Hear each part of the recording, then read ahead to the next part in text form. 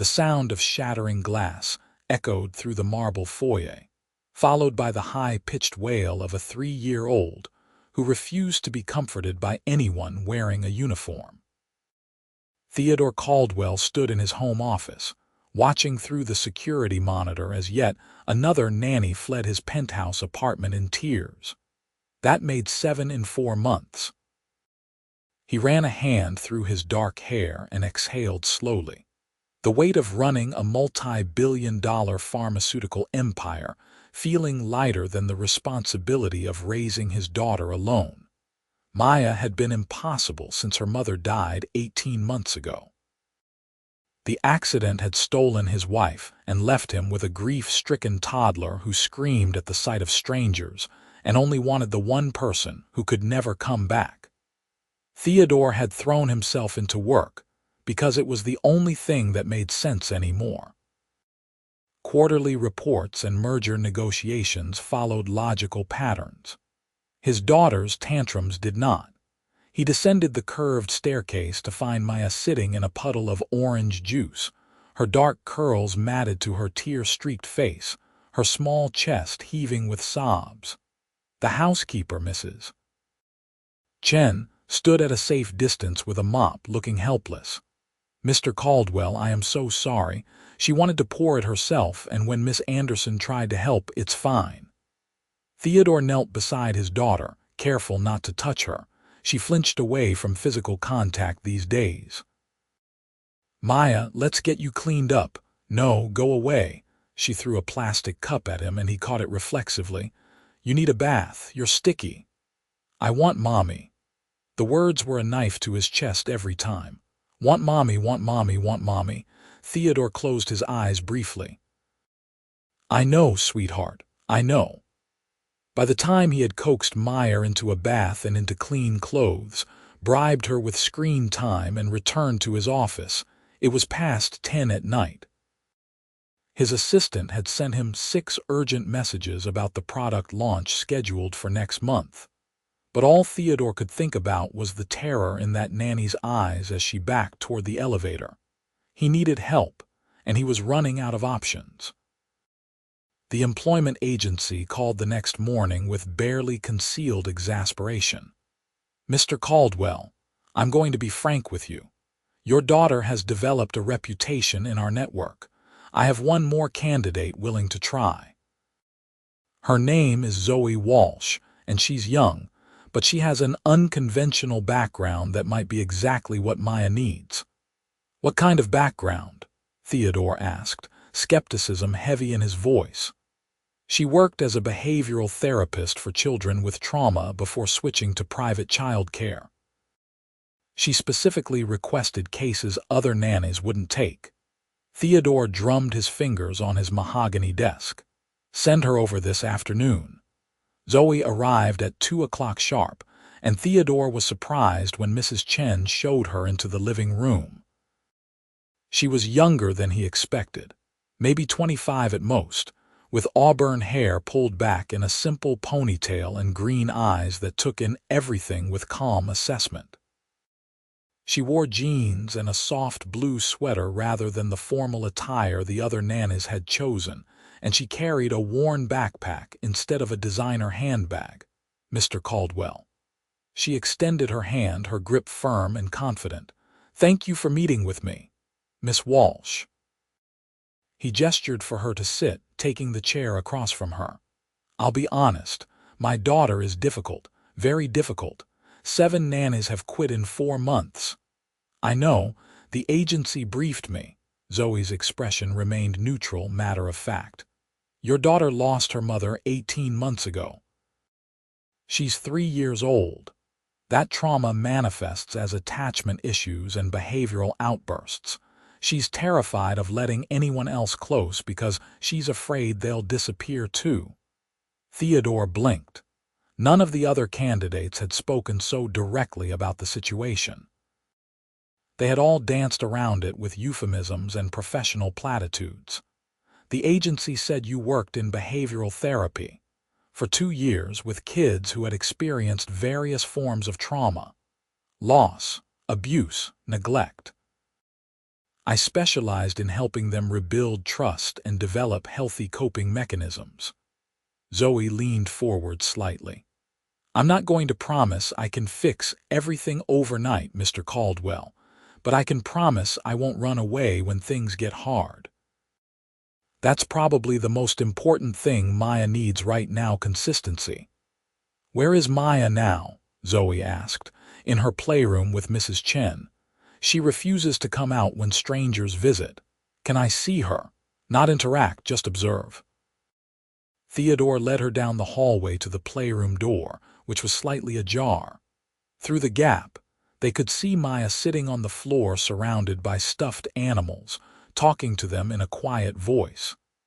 Mrs. Chen sat in a chair nearby, reading a magazine but keeping watch.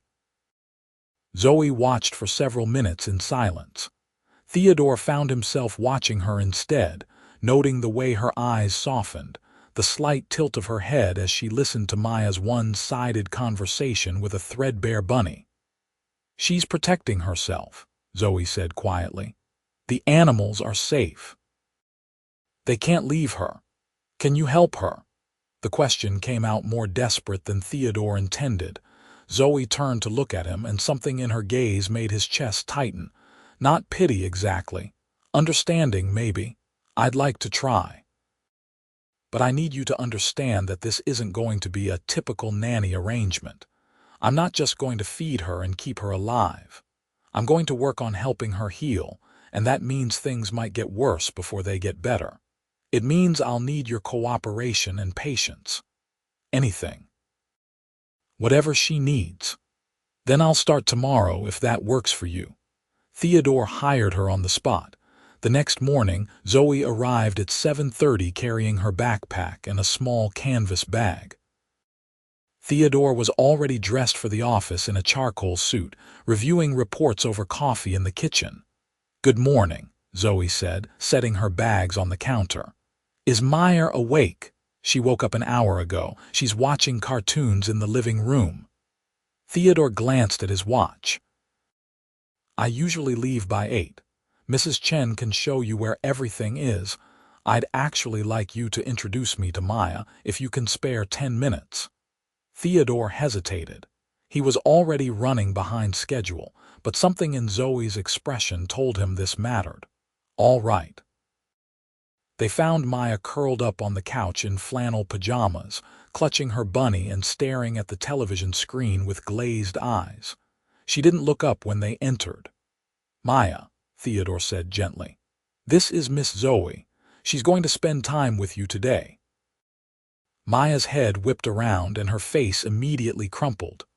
No new person. Go away. I know you don't want a new person, Zoe said, her voice calm and even. She didn't move closer, didn't try to crouch down to Maya's level like the others had. She simply stood there, hands loose at her sides. That's okay. You don't have to like me right away, I'm just going to be here. Go away. Maya threw the bunny, but her aim was off and it landed several feet from Zoe. Zoe picked up the bunny carefully, examined it with gentle attention, then set it on the coffee table within Maya's reach. He looks important. What's his name, Mr. Floppy? The answer was automatic, torn from Maya before she could stop herself. Mr. Floppy is a good name. Zoe turned to Theodore. You can go to work. We'll be fine. Theodore looked between Zoe's composed face and Maya's tearful one, feeling torn. But he was already late for a board meeting and something told him Zoe knew what she was doing. Call me if you need anything, he said. Anything at all. Zoe nodded and he forced himself to leave.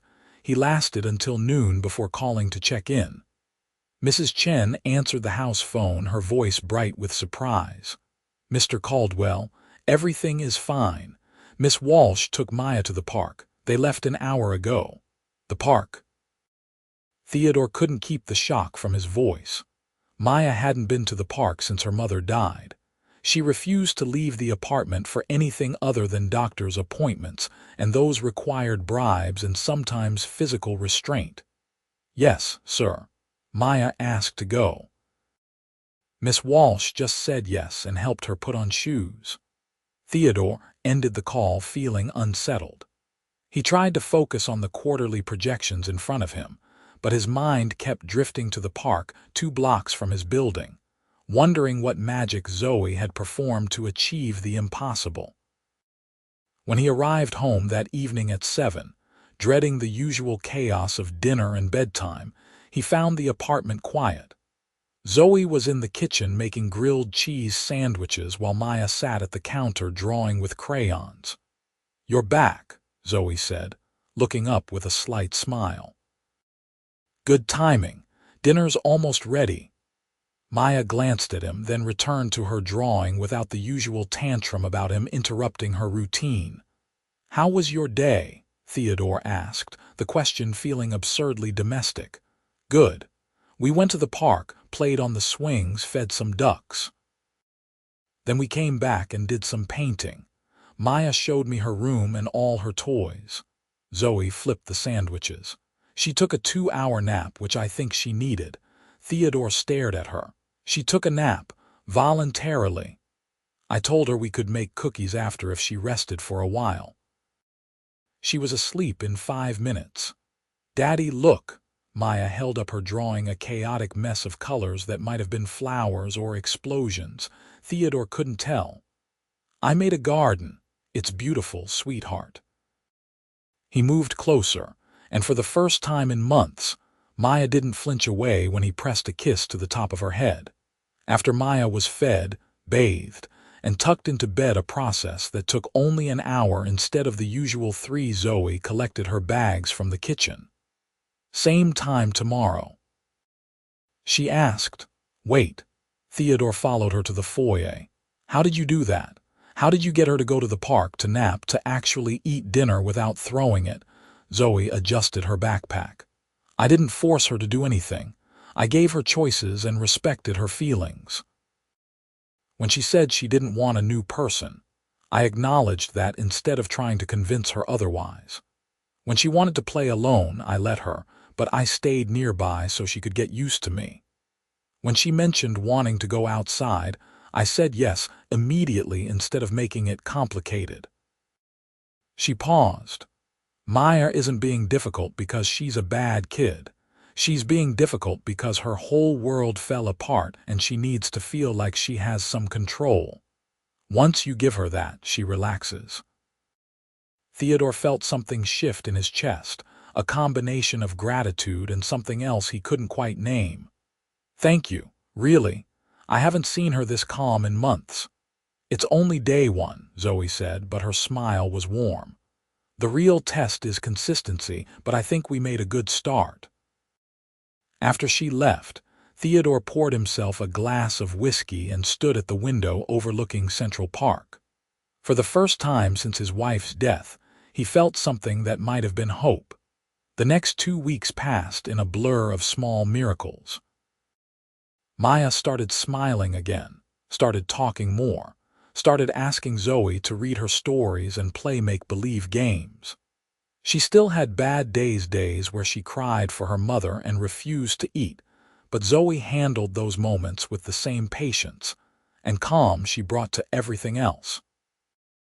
Theodore found himself coming home earlier, inventing excuses to work from his home office, just to observe the transformation. He watched through doorways as Zoe taught Maya to bake cookies, as they built elaborate block towers and acted out stories with stuffed animals.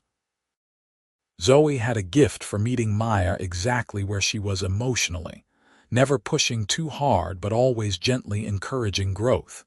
He also found himself noticing other things about Zoe. The way she laughed when Maya said something funny, her whole face lighting up with genuine delight. The way she sang quietly while doing dishes, unself-conscious and a bit off-key. The way she moved through his apartment with easy confidence, making herself at home without overstepping boundaries. She was beautiful, he realized one afternoon, watching her chase Maya around the living room in some elaborate game involving pirates and treasure. Not in the polished, deliberate way his late wife had been beautiful, but in something more natural and unguarded. When she caught his eye over Maya's head, both of them laughing and breathless, Theodore felt an electric jolt of awareness that he quickly suppressed. She worked for him. She was helping his daughter. That was all this could be. But he couldn't stop thinking about the way she'd looked at him, flushed and happy, before turning back to the game. A month into Zoe's tenure, Theodore had to fly to Boston for a pharmaceutical conference. He would be gone 3 days, and the thought of leaving Maya filled him with the old familiar dread. "She'll be fine," Zoe assured him the night before he left. Maya was already asleep, and they were sitting in the living room going over the schedule. "Mrs. Chen will be here too. We'll keep everything normal and consistent. What if she regresses? What if she stops eating again or stops sleeping? Then I'll handle it." Zoe looked at him steadily. "Theodore, you have to trust me. You can't be here every moment to protect her from every possible hurt. That's not realistic, and it's not healthy for either of you." It was the first time she'd used his first name, and it sounded startlingly intimate in the quiet apartment. Theodore met her eyes and found himself reluctant to look away. "I do trust you," he said quietly. "More than I've trusted anyone in a long time." Something shifted in Zoe's expression, a flicker of emotion he couldn't read before her professional mask returned. "Then go to Boston. Do your work. We'll be here when you get back." The conference was torture. Theodore sat through presentations on drug development and regulatory compliance while his phone stayed silent. No calls from Mrs. Chen about disasters. No texts from Zoe about meltdowns. The silence should have been reassuring, but instead, it made him anxious. He called on the second night, ostensibly to say goodnight to Maya. "Daddy." Maya's voice was bright and cheerful through the phone. "We made pancakes that look like animals, and Miss Zoe said we can go to the museum tomorrow." "That sounds wonderful, sweetheart. Are you being good?" "Yes. Miss Zoe lets me help cook, and she doesn't even get mad when I spill." "Spilling is part of learning," he heard Zoe say in the background, and Maya giggled. "I love you, Daddy. Come home soon." "I love you too, Maya. More than anything." After Maya handed the phone back, Zoe's voice came on the line. "See, everything's fine. Stop worrying." "I'm not worrying. You're absolutely worrying. I can hear it in your voice." She sounded amused. "We had a good day. Maya helped me make dinner. We played in the bath for an hour, and she's about to fall asleep. Tomorrow we'll go to the Natural History Museum like we've been planning. Friday we're going to try swimming lessons at the community center. Everything is under control." Theodore leaned back in his hotel bed, phone pressed to his ear. Swimming lessons. She's terrified of water. She was terrified of the park too, remember? "We'll take it slow." I called ahead and found an instructor who specializes in anxious kids. If Maya says no, we'll leave immediately. "But I think she's ready to try new things." "How do you always know what she needs?" There was a pause. "I don't always know. I just pay attention and make my best guess. Sometimes I'm wrong and we adjust." "You're never wrong," Theodore said, and the words came out warmer than he intended. Another pause, longer this time. "Get some sleep, Theodore. I'll text you pictures from the museum tomorrow." After they hung up, Theodore stared at the ceiling of his hotel room and acknowledged the truth he'd been avoiding for weeks. He was falling for his daughter's nanny. The realization should have been alarming, should have sent him into panic mode about maintaining professional boundaries and protecting Maya from disruption. Instead, all he felt was a deep, aching certainty, like something that had always been true was finally coming into focus. He flew home Friday afternoon, cutting out of the last conference session early. When he walked into the apartment at 5 o'clock, he found Zoe and Maya building a blanket fort in the living room, laughing as the whole structure collapsed on top of them. "Daddy."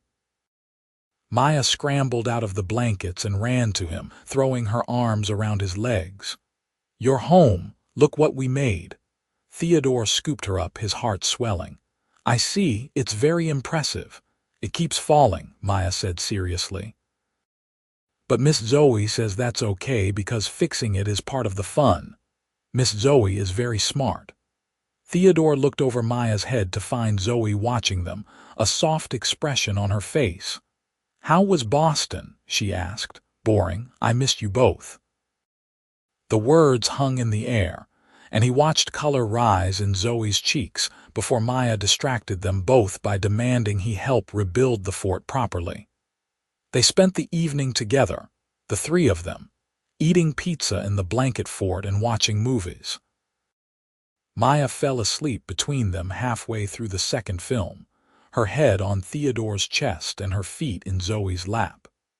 Zoe's hand rested on Maya's ankle, and Theodore was hyper-aware of how domestic the scene was, how much like a real family they looked. "I should get her to bed," Zoe whispered, starting to shift away. "I'll do it." Theodore carefully gathered Maya into his arms. She murmured something sleepy and unintelligible but didn't wake. He carried her to her bedroom, changed her into pajamas with practiced efficiency, and tucked her under her comforter. "I love you, Maya, more than all the stars in the sky." When he returned to the living room, Zoe had collapsed the fort and was folding blankets. "I should head home. It's late." "Stay for a drink." The invitation came out before Theodore could second-guess it. "Please, I'd like to hear about the week." Zoe hesitated, then nodded. "Just one." They sat on the couch with glasses of wine, and Zoe told him about the museum trip, Maya's excitement over the dinosaur fossils. She showed him pictures on her phone, Maya making faces next to a T-Rex skeleton, Maya solemnly studying ancient pottery, Maya asleep in the stroller on the way home. "And the swimming lesson?" Theodore asked. She loved it. Screamed with laughter the whole time. Her instructor, Jenny, said she's a natural. Zoe's smile was proud. "She wants to go back next week." "You've given me my daughter back," Theodore said quietly. "I don't know how to thank you for that." "You don't have to thank me, it's my job. It's more than a job, you know it is." He set his wine glass down, turning to face her fully. "Zoe, I don't." She stood abruptly, setting her own glass down. "Please don't." Theodore rose too. "Don't what?" "Don't say something that will complicate this." Zoe's voice was tight. "I care about Maya a lot. And this job, being here with her, it matters to me. I can't risk losing that." "You won't lose anything." "Yes, I will. If you say what I think you're about to say, everything changes. And I can't." She pressed her hands to her face. "I'm already too attached to her, to this place." She stopped herself. "I need to go." "Zoe, wait." Theodore caught her hand as she moved toward the door. The contact sparked through him like electricity. "I'm not trying to make things complicated. I just want you to know that you matter to both of us, not as an employee, as a person." Zoe looked down at their joined hands, then up at his face. Her eyes were bright with unshed tears. "That's the problem. You matter to me too, both of you, and I don't know what to do with that." Theodore wanted to kiss her so badly it physically hurt. But she was right, this was complicated and Maya had to come first. So instead, he squeezed her hand and let go. "We don't have to do anything with it right now," he said softly. "We can just let it be what it is." Zoe nodded, backing toward the door. "I'll see you Monday." After she left, Theodore poured himself another glass of wine and stood at the window, watching the city lights blur. He'd spent the last 18 months feeling numb, going through the motions of life without really living. Zoe had woken something in him he thought died with his wife, hope, longing, the possibility of happiness. And unlike the grief that had defined his existence for so long, this feeling wasn't heavy. It was light, bright, terrifying in its intensity. He thought about his wife, about the life they'd planned together that ended too soon. She'd been pragmatic and ambitious, a corporate attorney who approached marriage the same way she approached contracts, with clear expectations and defined terms. They'd loved each other, but it had been a practical love, built on shared goals and mutual respect rather than passion. What he felt when he looked at Zoe was different, messier, more immediate. She challenged him, made him think differently about parenting and vulnerability and what it meant to be present. She'd walked into his broken family and somehow started putting the pieces back together without making it seem like an effort. Maya adored her. And Theodore was starting to realize he might adore her too. Monday morning, they were both determinedly professional. Zoe arrived at her usual time, greeted him with a polite smile, and focused entirely on Maya. Theodore went to his office and tried to concentrate on work, but he was aware of every sound from the rest of the apartment: Zoe's laughter, Maya's chatter, the domestic symphony of their daily routine. His assistant, Patrick, called at 10 with urgent news. The FDA approved the new cardiac drug. Full approval, no restrictions. The stock price jumped 15% before trading was halted. Theodore should have been elated. They'd spent 3 years and $200 million developing that drug. Instead, all he felt was tired. That's great. Schedule a press conference for tomorrow. Already done. The PR team wants you to review the talking points, and the board wants an emergency meeting this afternoon to discuss the European launch timeline. Fine. Send everything over. After he hung up, Theodore stared at his computer screen without seeing it. A year ago, this approval would have been the highlight of his career. Now it felt hollow compared to the sound of Maya laughing in the next room. He was 32 years old, successful beyond his wildest dreams, and none of it mattered as much as the woman teaching his daughter to make sandwiches shaped like butterflies. The press conference the next day was a circus. Reporters shouting questions, camera flashes, shareholders calling to congratulate him. Theodore stood at the podium in the Caldwell Pharmaceuticals headquarters and delivered his prepared remarks about innovation and patient outcomes, his face composed in the careful mask he wore for the public. But his mind was elsewhere. He'd left the apartment at 6 that morning while Maya was still asleep, and he wouldn't be home until late. Zoe had assured him everything would be fine, but he hated missing a full day with Maya. He hated missing a full day with Zoe. "Mr. Caldwell, what do you say to critics who claim the drug's price point is excessive?" A reporter from the back row stood up, aggressive and accusatory. Theodore shifted into crisis management mode. "The price reflects the extensive research and development costs, as well as the drug's life-saving potential. We also have a robust patient assistance program." His phone vibrated in his pocket. He ignored it, continuing to field questions. It vibrated again and again. He forced himself to finish the conference, to shake hands with board members and pose for photos. The moment he was alone in his office, he pulled out his phone to find 3 missed calls from Mrs. Chen and 2 texts from Zoe. His heart stopped. The first text read, "Maya fell at the park. Might have broken her arm, taking her to hospital." The second, sent 10 minutes later, "We're at Mount Sinai ER, don't panic. She's okay, just scared." Theodore was in a car within 3 minutes, barking instructions at his driver to ignore every traffic law. He called Zoe from the backseat, his hands shaking. Theodore breathed. Her voice was calm, steady. "She fell off the monkey bars and landed wrong. Her arm is definitely broken, but she's going to be fine. They're taking her for X-rays right now. I'm with her. I'm on my way. 20 minutes. We'll be here. She's asking for you." The hospital was a nightmare of fluorescent lights and antiseptic smells. Theodore found them in a curtained bay in the emergency department. Maya sitting on the exam table with her arm in a temporary splint, her face blotchy from crying. Zoe sat beside her, holding her good hand. "Daddy," Maya burst into fresh tears when she saw him. "My arm hurts." "I know, baby, I know." Theodore gathered her carefully into his arms, mindful of the injury. "But the doctors are going to fix it, okay? They're going to make it all better." "Miss Zoe said I was brave." Maya hiccuped against his chest. "You were so brave," Zoe said softly. Theodore looked at her over Maya's head and saw the strain in her face, the worry she was trying to hide.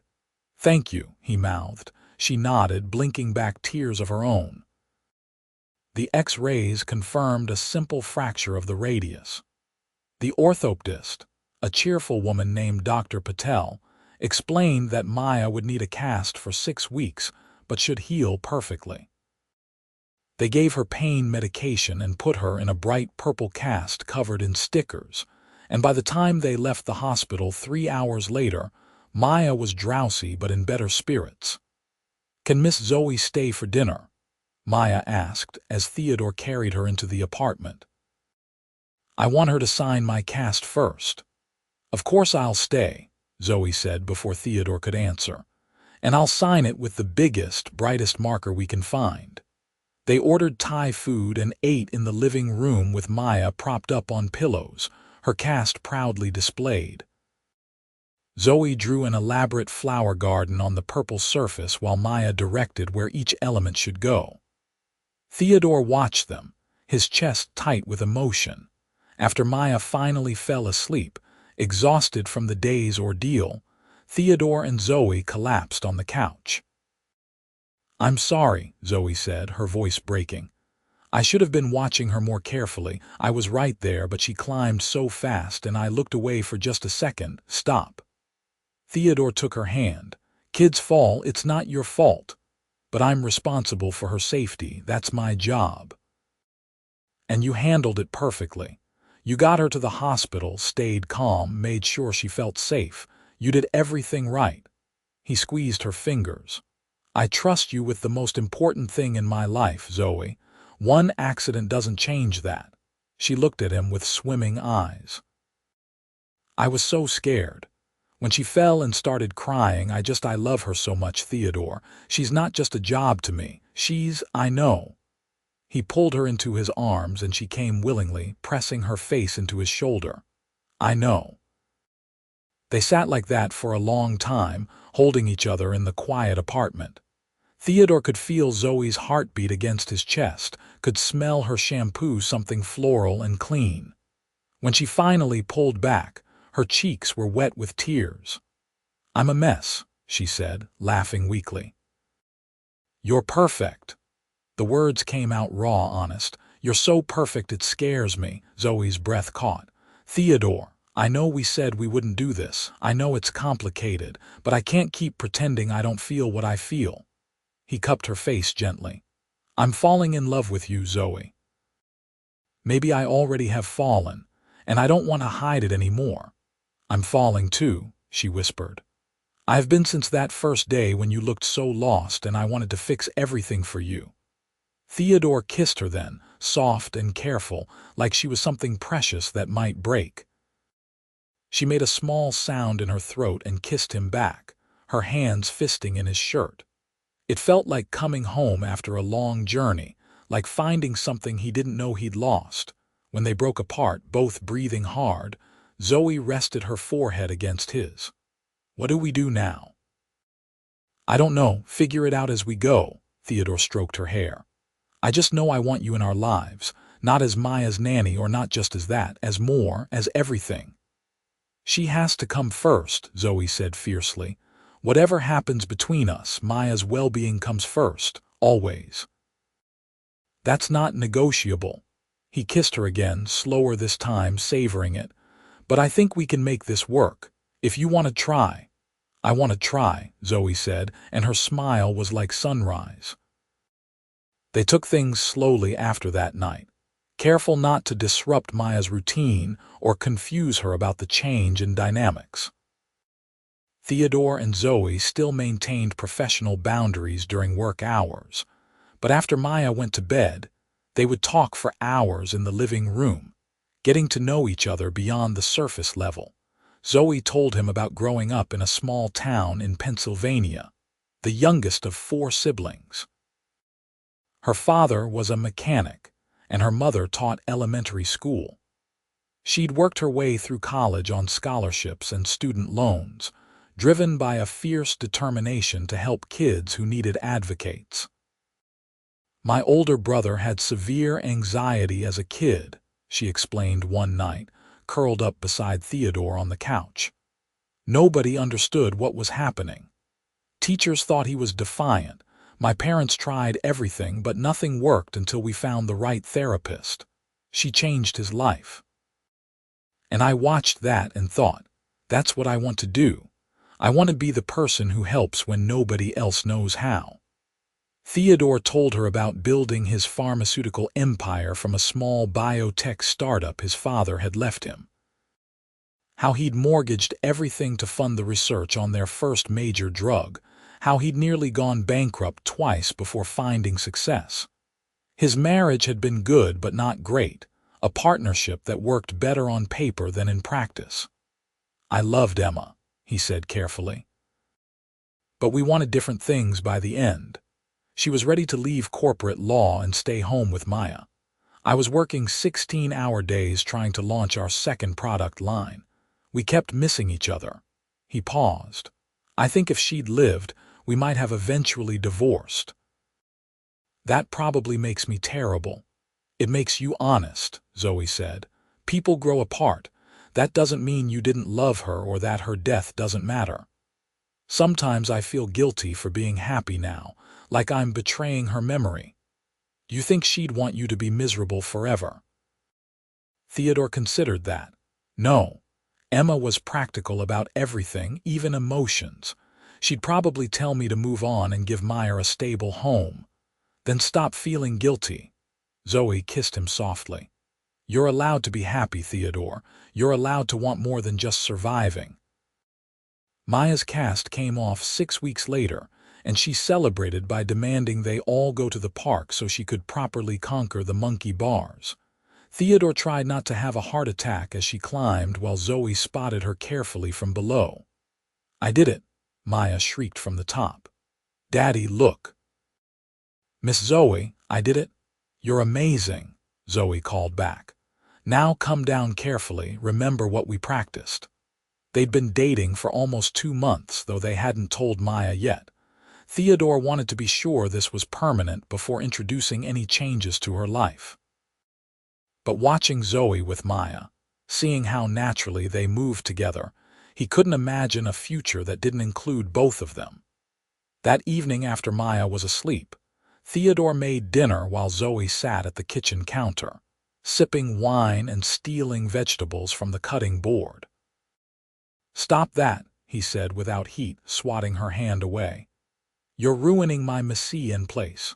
"Your what, mise en place?" "It's a French cooking term for I know what it means, fancy chef. I'm just surprised you do." Zoe grinned at him. "You're full of surprises, Theodore Caldwell." "I contain multitudes." He leaned across the counter to kiss her. "What do you think about telling Maya about us?" Zoe's smile faded into something more serious. "Are you sure? It's only been 2 months. I'm sure about you. I've been sure about you since that first day." Theodore set down his knife. "I want us to be a real family, Zoe, not just pretending during work hours. I want you to move in. I want Maya to understand that you're not just her nanny. I want—" He stopped, overwhelmed by the intensity of his own feelings. "I want that too," Zoe said quietly. "I'm just scared of messing this up. Maya's come so far. What if she reacts badly? What if this confuses her? Kids are resilient, and Maya loves you. I think she'll be happy." They decided to tell her that weekend. Theodore took Maya to her favorite breakfast spot Saturday morning, a diner that served chocolate chip pancakes shaped like Mickey Mouse. "Maya, I want to talk to you about something important," he said as she drowned her pancakes in syrup. "Okay, Daddy." She didn't look up from her plate. "You know how much Miss Zoe cares about you, right? Uh-huh, she's my favorite person after you. Maya shoved a huge bite into her mouth. Well, she's my favorite person too, and I was thinking maybe she could be part of our family for real, not just visiting during the day but living with us. Maya looked up, her eyes wide. Like forever, and she'll be here when I wake up, and when I go to sleep. Yes. Maya considered this with the seriousness of a judge deliberating a verdict. Then she smiled, syrup covering her chin. Okay, can I call her Mommy? Theodore's heart clenched. That's something you should talk to Miss Zoe about, sweetheart. If you want to call her that and if she's comfortable with it, then yes.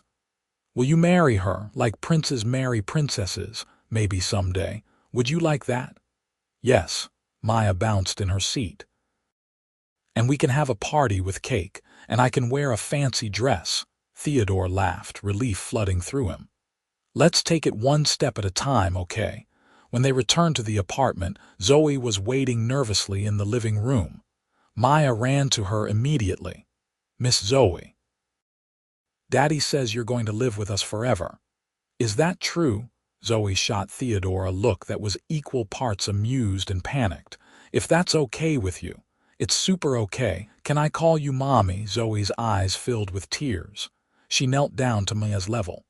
Oh, honey. That would make me so happy. But you should know that calling me Mommy doesn't mean you're forgetting your first mommy.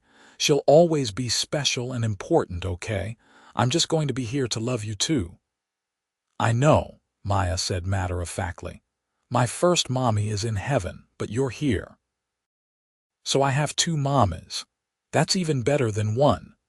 Zoe pulled Maya into a tight hug, crying now. Theodore joined them, wrapping his arms around both his girls, feeling like his life was finally whole again. Zoe moved in 2 weeks later.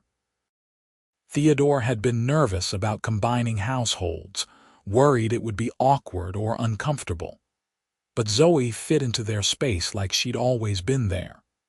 Her books appeared on the shelves next to his, her clothes mixed with his in the closet, her toothbrush next to his in the bathroom. She turned the guest room into a small office where she could work on her thesis. She'd started taking online courses toward a doctorate in child psychology. Maya adjusted to the new arrangement with the easy flexibility of childhood. She loved having Zoe there for breakfast, loved that both of them tucked her in at night, loved the way the apartment felt warmer and fuller with 3 people instead of 2.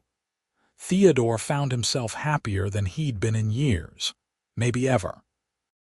He started leaving work at reasonable hours, prioritizing family dinners and weekend activities. The business didn't collapse without his constant attention. In fact, having clearer boundaries made him more effective when he was at the office.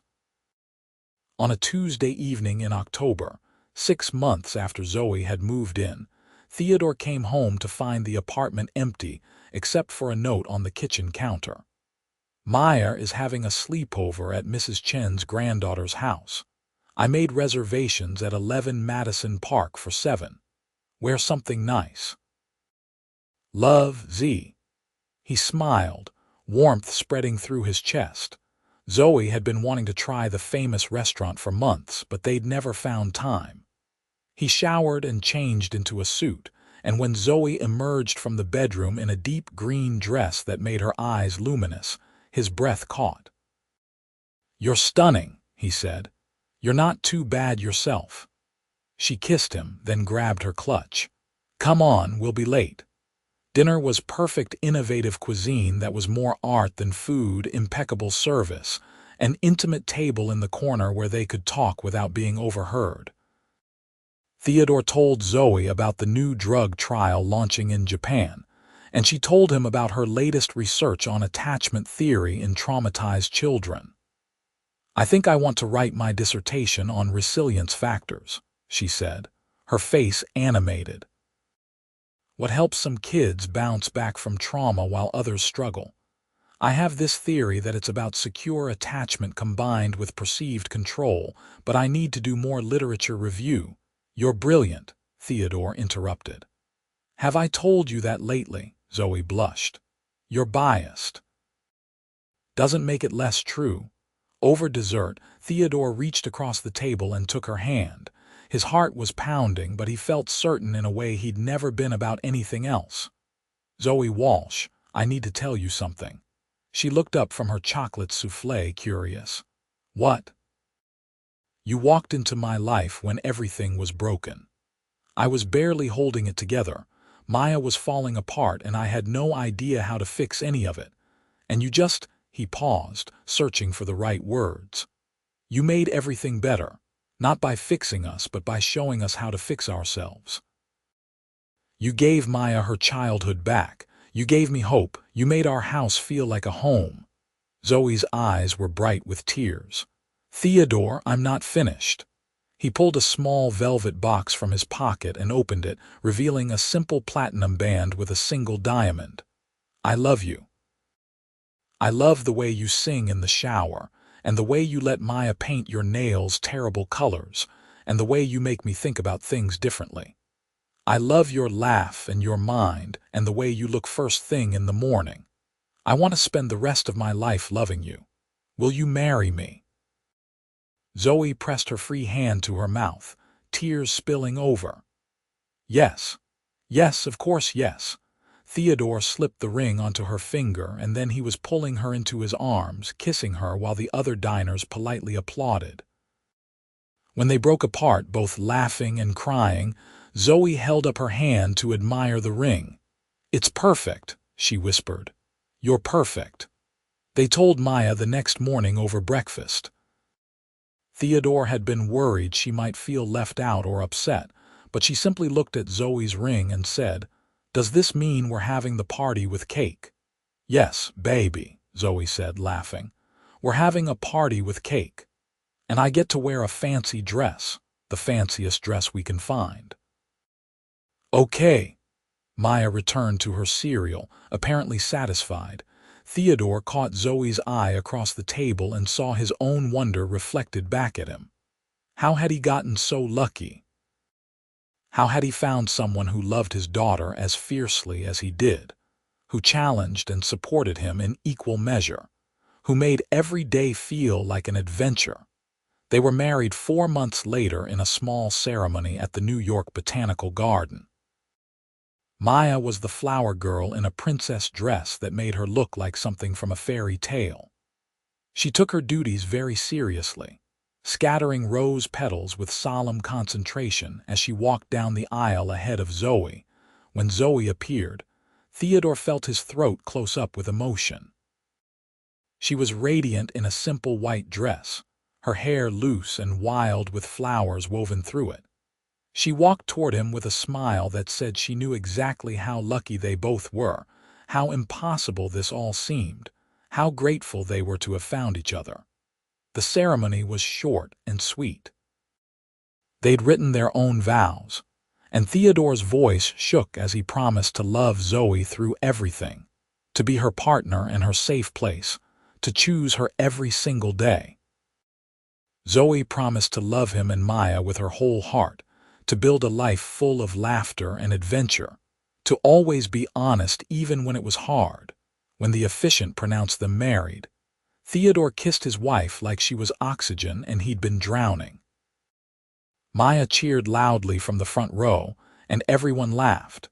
The reception was at a historic mansion in Westchester, 200 guests celebrating with them. Theodore's business associates mingled with Zoe's family and friends, and Maya danced with everyone who would indulge her. She insisted on making a speech during dinner, standing on her chair and shouting, "I'm so happy Zoe is my mommy now. She makes the best cookies and she never gets mad when I'm sad."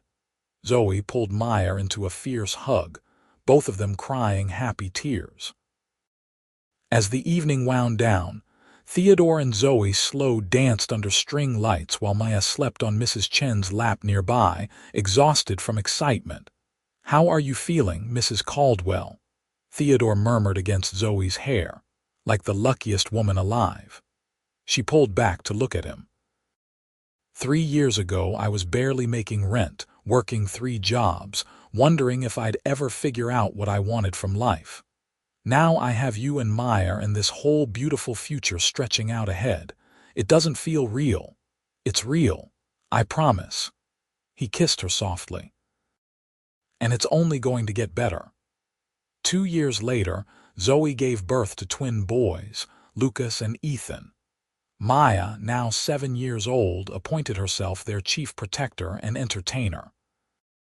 She would sit beside their cribs for hours, reading them stories and showing them her toys, explaining with the seriousness of an older sibling that babies were very important and required constant attention.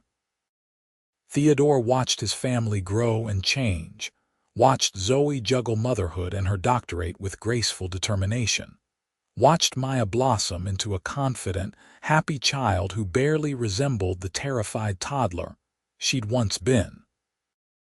He'd stepped back from the day-to-day operations of Caldwell Pharmaceuticals, promoting his COO and taking on more of an advisory role. The company was thriving, but it was just a job. His real life was here, in this chaotic, beautiful home full of noise and love. On a Sunday morning in late spring, Theodore woke to find Zoe's side of the bed empty. He found her in the nursery, standing by the window with Lucas in her arms, humming softly while the baby drowsed. The early light made everything soft and golden, and Theodore leaned against the doorframe just watching them. Zoe looked up and smiled. "You're awake. Couldn't sleep without you." He moved to join her, wrapping his arms around both of them. "What are you thinking about?" "How different life is now. How good." She rested her head against his shoulder. "Remember when we first met? You were so lost and I was so determined to fix everything. I had no idea I was going to fall in love with you." "Best hire I ever made," Theodore said, and she laughed quietly so as not to wake the baby. "Best job I ever took." They stood there together as the sun rose over Central Park, their family safe and whole around them. Maya wandered in a few minutes later, rubbing her eyes, followed by Ethan's cry from the other crib demanding breakfast. The day dissolved into the usual beautiful chaos of family life, diaper changes and breakfast negotiations, and the twins' nap schedules and Maya's soccer practice. Theodore helped Zoe fold laundry while she quizzed him on his upcoming testimony before the Senate Health Committee. Maya taught the twins to play patty cake, though they were far too young to understand. They ate dinner together at the big kitchen table Theodore had bought specifically for this purpose, everyone talking over each other, happy and loud. Later, after the kids were finally asleep and the apartment was quiet, Theodore found Zoe on the balcony looking at the stars. "Penny for your thoughts," he said, sliding his arms around her waist from behind. "Just thinking about how we got here, all the little choices and accidents that led to this moment." She turned in his arms to face him. "If the agency hadn't called me about your job, if I'd said no, if you'd hired someone else, but you didn't say no, and I didn't hire someone else." Theodore cupped her face gently. "We found each other, Zoe. Maybe that's not fate, maybe it's just luck, but I'll take it either way." "I love you," she said fiercely. "I love our life. I love every single messy, chaotic, perfect moment of this. I love you too, more than I thought it was possible to love anyone." They kissed under the stars, the city glittering around them, their children safe inside, their future bright and certain. Theodore thought about the broken man he'd been, unable to help his grieving daughter, unable to see past his own pain. He thought about the young woman who'd walked into his life with confidence and compassion, who'd seen past the wealth and the walls to the father who just needed guidance. She'd saved them both. And in the process, they'd built something neither of them had known. They were looking for a real family, bound not by obligation but by choice, by love. Years later, when Maya graduated from college with honors, She gave a speech at the celebration dinner Theodore and Zoe hosted. She stood up, poised and beautiful at 22, and raised her glass. "I want to thank my parents," she said, her voice steady. "My dad, who never stopped trying even when things were impossibly hard. And my mom," she looked at Zoe with shining eyes. "My mom, who chose to love a scared little girl who wasn't always easy to love. Who showed me that family isn't just about blood, it's about showing up every single day. You saved me, Mom. You saved both of us." Zoe was openly crying now, and Theodore squeezed her hand under the table. The twins, now teenagers themselves, looked vaguely embarrassed by the emotion but were smiling too. After the party wound down and everyone had gone home, Theodore and Zoe sat in their living room, the same one where they'd first fallen in love all those years ago. They'd redecorated several times, but it still felt like the heart of their home. "She's grown up so much," Zoe said softly. "Remember when she wouldn't let anyone touch her? Remember when you convinced her to go to the park on your first day? I thought you'd performed a miracle." "Maybe I did." Zoe smiled at him. "Or maybe we both did, together." Theodore pulled her close, kissing her temple. "Together," he agreed. Outside, the city continued its endless rhythm. Inside, in the home they'd built through patience and love, and the willingness to keep showing up even when things were hard, Theodore and Zoe Caldwell sat in comfortable silence. They'd come so far from that first day when she'd arrived to care for a child who couldn't be reached. Now they had 3 children, a marriage that had weathered every storm, and a love that had only grown deeper with time. It wasn't a fairy tale. It was better, real, hard-won, and absolutely theirs. "What are you thinking?" Zoe asked, nestling closer. "That I'd do it all again. Every difficult moment, every challenge, every time I wanted to give up, I'd do it all again to end up right here with you." "Me too," she whispered. And in the quiet of their home, with their family around them and their future secure, they held each other and counted themselves blessed. Because sometimes, when you're least expecting it, the right person walks into your life and changes everything. Sometimes broken things can be healed. Sometimes love finds you in the most unlikely places. Sometimes the nanny who shows up to help your daughter ends up saving you both, and you get to spend the rest of your life showing her exactly what she means to you. That's not just a story. That's a life worth living. Theodore and Zoe had built that life together, one day at a time, and it was more than either of them had ever dreamed possible. Their story wasn't about grand gestures or dramatic declarations.